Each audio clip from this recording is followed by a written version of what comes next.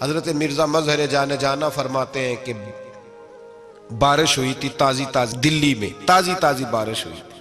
ایک بابا لکڑی کے جوتے پہنے کھڑا ہوں، اللہ اللہ اللہ اسی کسے دے کچھ بھی نہیں لگ دے نہ کوئی ساڈا دردی. بابا مست ہو کے جا رہا، اللہ اللہ کرتا جا رہا. ایک طوائف اپنے کوٹھے سے اتر کے تو سیڑھیوں پہ بیٹھی تھی، ساتھ اس کا یار بھی بیٹھا تھا. بابا اپنی مستی میں جا رہا تو بابا جی کے پیروں سے کچھ مٹی اڑی تو اس عورت کے کپڑوں پہ پڑ گئی. پرواہ ہی نہیں، بزرگ گزر رہے. وہ یار اس کا دوڑا ہوا آیا، اس نے آ کے تھپڑ مارا.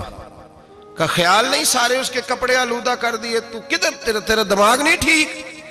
بابے نے نظر اٹھائی، کہا بیٹے میں نے دیکھا نہیں، چل اللہ تیرا بھلا کرے، تو نے بدلہ لے لیا. بابا جی چپ کر کے وَإِذَا خَاطَبَهُمُ الْجَاهِلُونَ قَالُوا السَّلَامَ چپ کر کے گزر گئے. ٹھنڈ کا موسم تھا، بارش تازہ ہوئی تھی، حلوائی دودھ کاڑ رہا تھا. اس نے بٹھایا بابا جی کو پھٹے پہ، پیالہ پکڑا، دوڑ کے آگے بڑھا. بزرگ آ گئے، آئیے بیٹھیے. دودھ کا گرم گرم پیالہ شکر ڈال کے دیا. بابا جی نے دودھ پیا، پھر نظر جھکی، پھر رنگ بدلا. کہنے لگے مالک تو کتنا بے نیاز ہے، کہیں تھپڑ مرواتا ہے کہیں دودھ پلاتا ہے. تیری بے نیازی ہے نا، ادھر تھپڑ مروایا یہاں دودھ پلایا، تو ہی جانتا ہے تیرے رنگ کیا ہے. ابھی بابا وہیں بیٹھا تھا، دوڑے آئے پیچھے سے لوگ، شور ہوا. بابے کو دبوچ کے وہاں لے گئے جہاں اس نوجوان نے تھپڑ مارا تھا. کہا تو اللہ کا بندہ ہے، اللہ کے بندے بد دعا تو نہیں دیتے. ہوا کیا؟ کہا تو نے بد دعا دی ہے؟ کہا نہیں دی، بات بتاؤ. کہنے لگے اس نے تجھے تھپڑ مارا ہے، چھت پہ چڑھا ہے، پیر پھسلا ہے، گردن کے بل گرا ہے، منکا ٹوٹ گیا، مر گیا ہے، تو نے بد دعا دی ہے. بابا جی کہنے لگے یار میں نے تو دوسرا لفظ بھی نہیں کہا، بھلا ہو کہہ کے گزرا ہوں، میں نے نہیں بد دعا دی. کہا تو نے دی ہے تبھی تو مر گیا. کہا نہیں دی. کہا بابا تو بزرگ آدمی ہے، سچ بول. تو بابا جی کہنے لگے سچ سنو. پھر میں آ رہا تھا، میرے پیروں سے مٹی اڑی، اس کے یار کے کپڑوں پہ پڑی، اسے برا لگا، اس نے مجھے مارا.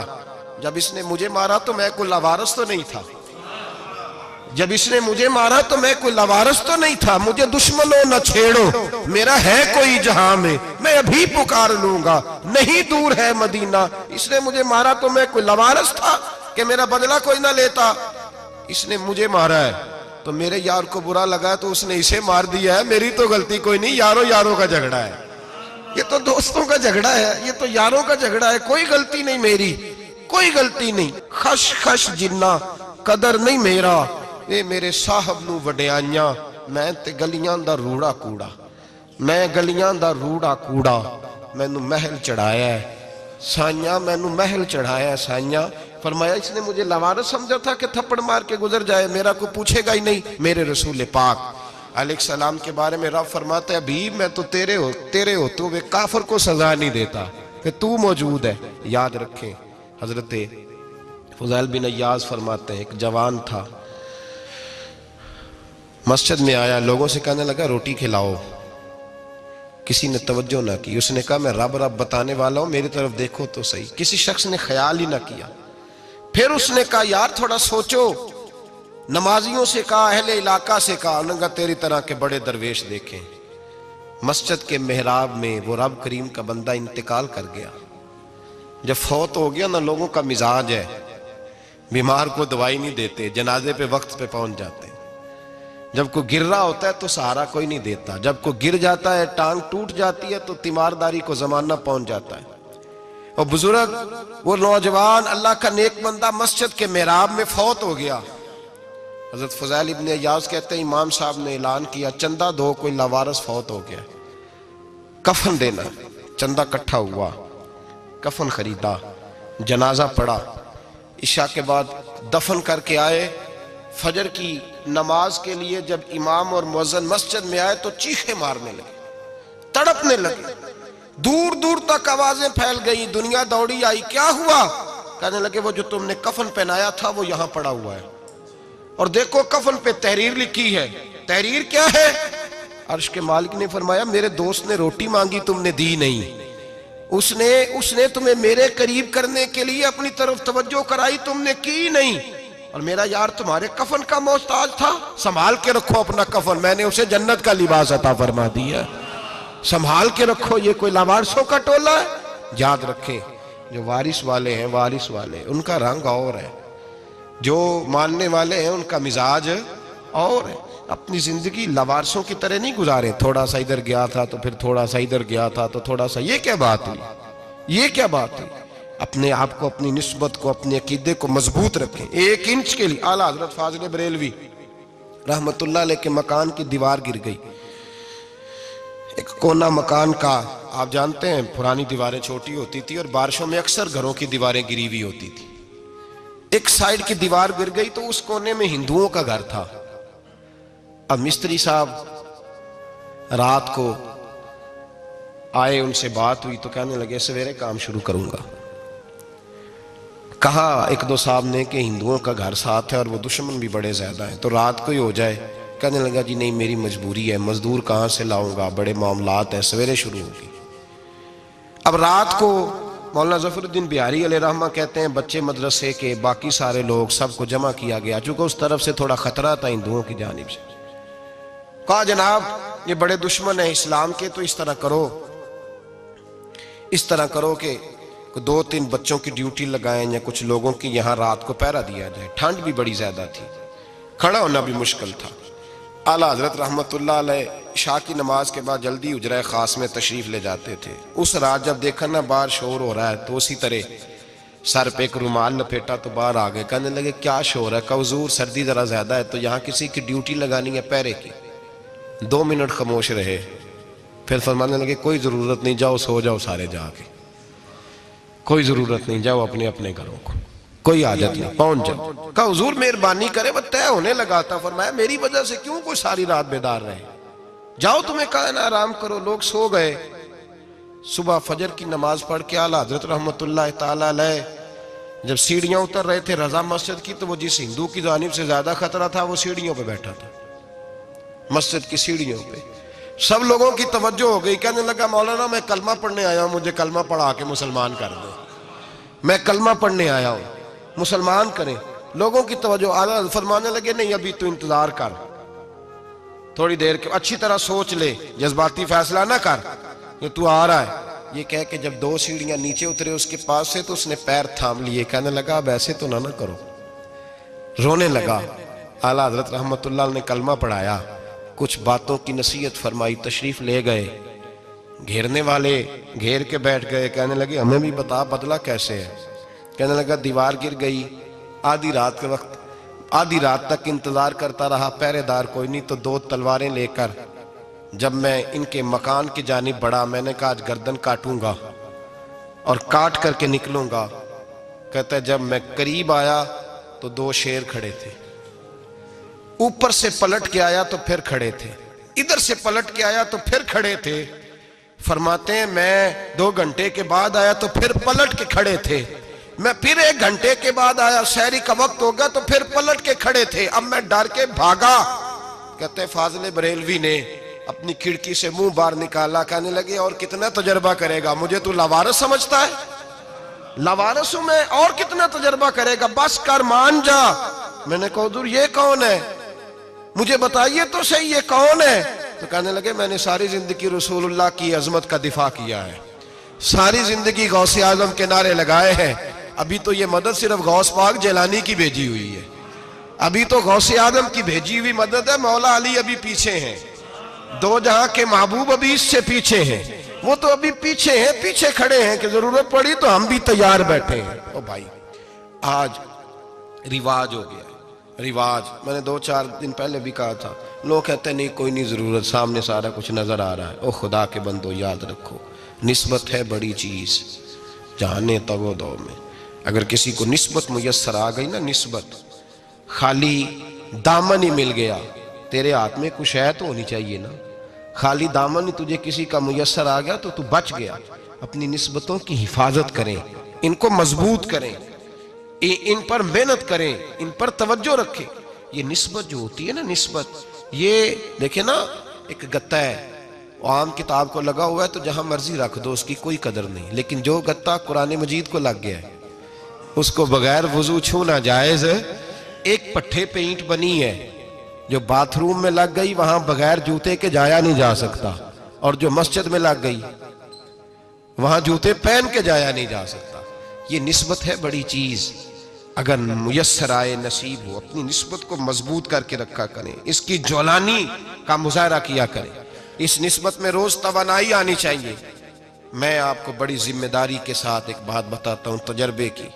ہمیں جتنا کسی نے آ کے کہا ہے نا نسبت کے خلاف, ہماری نسبت اس سے زیادہ مضبوط ہوئی. ہمیں جتنا کسی نے آ کے کہا ہے نا جی آپ کو کیا ملا, آپ کو کیا ملا, تو ہم نے اتنا کہا یار جیسے جیسے تو کہتا جاتا ہے ہماری تو نسبت میں اضافہ ہوتا جاتا ہے, ہمارا تو مزاج بدلتا جاتا ہے. روز ایک نیا پردہ کھلتا ہے, روز ایک نیا رنگ واضح ہوتا ہے, روز ایک نئی توانائی. ابھی تھوڑے دن کی بات ہے, ایک مولانا شرف الدین صاحب ہے, مفتی صاحب, میرے حضرت صاحب کے مرید ہوئے. مفتی تھے, عالم آدمی تھے, سرکار تاج الشریعہ, ہمارے شیخ سے بیعت کی. اب ہمارے حضرت صاحب کا اس وقت حال وہی ہے وَرَأَيْتَ النَّاسَ يَدْخُلُونَ فِي دِينِ اللَّهِ أَفْوَاجًا. اب فوجوں کی فوجیں لوگ آتے ہیں. ہم نے دیکھا ہے صرف خالی مرید ہونے والے باہر سینکڑوں کی تعداد میں ہزاروں لوگ بیٹھے ہیں کہ صرف بیعت اتنا کہہ دیں ہم نے قبول کیا. اس عالم میں اور جہاں حضرت صاحب کا اعلان ہو جائے کہ تشریف لا رہے ہیں وہاں لاکھوں کا مجمع جمع ہو جاتا ہے اور ایک جھلک دیکھنے کو لوگ ترستے رہتے ہیں. یہ کیفیت ہم نے دیکھی. وہ دور گزر گیا, کبھی ایسا بھی ہوتا تھا ایک میں ہوتا تھا, ایک تو ہوتا تھا, اور تیسری تنہائی ہوتی تھی. وہ دور بیت جاتا ہے, وہ لمحے کسی کسی کو نصیب آتے ہیں. حضرت کا وہ مولانا شرف الدین صاحب کہتے ہیں مرید ہوا, تو مرید ہوا مجمع میں, رسی حضرت پھینکتے ہیں یا چادر پھینکتے ہیں تو پکڑ کے مرید ہوا, تو ساتھ ساتھ اور چادریں باندھی تھی, لوگوں نے پکڑی ہوئی تھی. ایک مولانا, میں جب بیعت ہو کے آیا ان کو بتایا تو مجھے کہنے لگے یار تو ایسی جگہ مرید ہو گیا جو تیری بات بھی نہ سن سکیں, جن کو تو دکھڑا بھی نہ سنا سکے, جو مصروف ہی بڑے رہتے ہیں, کہاں مرید ہو گیا تو. ایسے پیر کا بیعت ہوتا جہاں تو جاتا وہ تیرے پاس آتے, گفتگو ہوتی, بات چیت ہوتی. کہتے جب انہوں نے مجھے بہت زیادہ قائل کیا نا, بہت زیادہ, تو میں نے ارادہ کر لیا, میں نے کہا بات ٹھیک ہے, بیعت کہیں اور ہونا چاہیے تھا.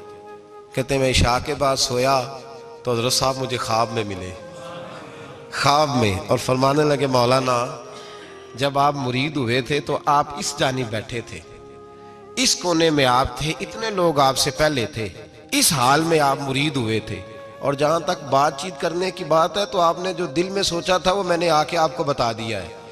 پھر بھی بڑی ضرورت ہو تو میرے صاحبزادے کا نمبر لے لیں اور فون کر لیا کریں, بات ہو جایا کرے گی. کہتے ہیں یہ ابھی بات ہو ہی رہی تھی کہ میرے دروازے پہ دستک ہوئی تو میری آنکھ کھل گئی, میری آنکھ کھلی تو میں پریشان ہوں کہ نمبر تو ملا نہیں.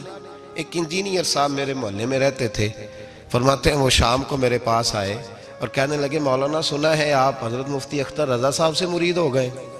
میں نے کہا ہاں, تو کہنے لگے میں ان کے مدرسے میں کام کر کے آئے ہوں, میرے پاس ان کے بیٹے کا نمبر ہے, چاہیے آپ کو نمبر ہے چاہیے. کہتے ہیں نمبر مجھے وہ شام کو گھر آ کے دے گئے. اب جب میں آستانہ نور پہ بریلی شریف ملنے کے لیے حاضر ہوا تو میرے دل میں خیال آیا, جب میں اندر گیا نا تو میرے دل میں خیال آیا حضور خواب جو آئی تھی اتنی بھی جلدی کیا ہے, ذرا ٹھہر جائیے, آپ ملے جو تھے تو صاحب نمبر بھی دے ہی جاتے. میرے دل میں خیال آیا تو السلام علیکم کے بعد حضرت کہنے لگے مولانا مجھے تو جلدی کوئی نہیں تھی, آپ کے دروازے پہ دستک ہو گئی تھی, مجھے تو کوئی جلدی نہیں تھی, آپ کا دروازہ بجنے لگا تھا, مجھے تو جلدی کوئی نہیں تھی لوٹنے کی. ہر مشکل دی کنجی یارو ہاتھ مرداں دے آئی, اور مرد نظر کرے جس ویلے مشکل رہے نہ کائی. بس لوگوں یہ یاد رکھو اور اس پہ عمل کرو, اپنی نسبتوں کو مضبوط کریں. ہمارا تو جیسے دن کا اجالا چمکتا ہے نا, چمکتا ہے دل کا اجالا, جیسے نیا دن چڑھتا ہے ہمارے لیے تو ایک نئی روشنی لے کے آتا ہے. اپنے آپ کو بیدار رکھیں. سورج اگر باہر پورا نکل آئے نا تو جو آدمی آنکھیں زور سے بند کر لے اسے کوئی شے نظر نہیں آتی. پورا سورج نکلا ہوا بھی ہو, سورج اسے نظر آئے گا جس کی اپنی آنکھیں بھی کھلی ہوں گی. تو آنکھیں نہیں کھول رہے, تو آنکھیں نہیں کھول رہے, آنکھیں, یہ شکوہ آنکھیں نہ کھولنے کا ہے, آنکھیں نہیں کھول رہے تو سورج کیسے نظر آئے گا. بات ذرا سخت ہے پر چلو آپ میرے عزیز ہیں کر جاتا ہوں. ملا رومی رحمت اللہ تعالیٰ علیہ فرماتے مجھ سے ایک شخص نے کہا کہ نبی پاک صلی اللہ تعالیٰ علیہ وسلم اگر سراجم منیرہ ہے تو نظر کیوں نہیں آتے؟ تو میں نے کہا الو اگر آنکھیں بند کر لے تو اسے کوئی شے نظر نہیں آتی, آنکھیں بند کر لے تو اسے کوئی شے نظر, تو آنکھیں تو کھولنا, آنکھیں کھول. یہاں میں اپنے کمرے میں یوں پردہ آگے کر کے لائٹ بند کر کے باہر شور مچاؤں, سورج کوئی نہیں, سورج کوئی نہیں, تو مجھے کوئی بندہ کہے گا پاگل, اس طرح کر, باہر نکل, ادھر آ تجھے دکھاؤں سورج ہے کہ نہیں، تیری تو اپنی آنکھیں بند ہے۔ اقبال کہتے ہیں دل بینا بھی کر خدا سے طلب، آنکھ کا نور دل کا نور نہیں، اندر کی آنکھیں کھول، اندر اتنا اندھیرا ہے تو باہر کیسے نظر آئے گا؟ تو لوگ آنکھ ہی نہیں کھولتے، دائیں بائیں دیکھتے رہتے ہیں۔ نسبت کو مضبوط کریں۔ رب تو فرماتا ہے حبیب تو موجود ہے تو میں کافر کو بھی عذاب نہیں دیتا۔ اب یہاں خالص نسبت کا بیان ہے، خالص، یہ نہیں فرمایا کہ حبیب ان کے عمل اچھے ہیں تو میں عذاب نہیں دیتا، یہ نہیں فرمایا کہ حبیب یہاں خانہ کعبہ ہے تو میں عذاب نہیں دیتا، نسبت کی بات فرمائی، نسبت کی۔ یہ نہیں فرمایا کہ حبیب یہاں روز طواف ہوتا ہے تو عذاب نہیں دیتا، یہاں تلاوت ہوتی ہے تو فرمایا حبیب تو ہے اس لیے میں انہیں عذاب۔ مدینے میں کبھی زلزلہ نہیں آیا، پتہ ہے آپ کو؟ اس لیے نہیں آیا کہ وہاں میرے مصطفیٰ کا گنبد خضرا ہے۔ کوئی فصل وہ بیجتے نہیں، کوئی فصل بوتے نہیں، وہ کوئی فصل بھی، لیکن دنیا کی ہر شے آپ کو مدینے میں ملتی ہے۔ جو سب سے اچھا پھل کھانا چاہے اسے مدینے میں جا کے ملتا ہے، اس لیے کہ وہاں گنبد خضرا کی ہریالی موجود ہے۔ دنیا کی ہر نعمت ملتی ہے اس لیے کہ گنبد خضرا جو موجود ہے۔ تو بھائی یہ نسبتوں کی بار ہے، نسبتوں کی۔ پرانی امتوں میں جب کوئی گناہ کرتا تھا تو دروازے پہ لکھا ہوتا تھا سویرے، میرے حبیب نے دعا فرمائی مولا یہ میرے ہیں انہیں رسوا نہ کرنا، اے اللہ میرے ہیں انہیں رسوا نہ کرنا۔